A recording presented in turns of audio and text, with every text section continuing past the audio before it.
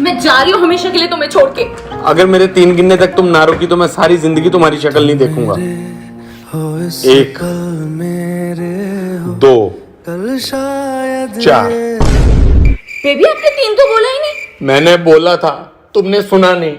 तुम जाओ, मैं रह लूंगा तुम्हारे बेबी बिना। आपने 3 मिस कर दिया। मैंने बोला था तुम जाओ, मैं रह... चाय कैसे बनी? दूध से। दूध तो यहाँ है। अरे हाँ, वो क्या है, अंजलि भाभी को पता चला ना कि हमारे घर पर दूध नहीं है तो वो देकर गए। तो अभी ये दूध का मैं क्या करूँ? भैंस को वापस दे के आऊँ? भैंस कहाँ दूध पीती है, वो तो सिर्फ दूध देती है। दया શું કરે છે તું? વાળ ખરાબ થઈ જાય ને તો વાળ હરખા કરું. અને આ મોઢું ખરાબ હે એનું શું કરીશ તું?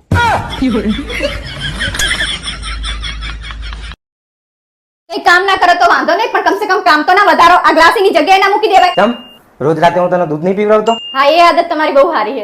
મારી મમ્મીએ શીખવાડ્યું મને કે રોજ રાતે નાગરને દૂધ પીવડાવીને પછી સુવાનું.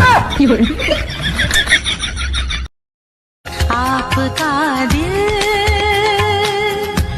हमारे पास है।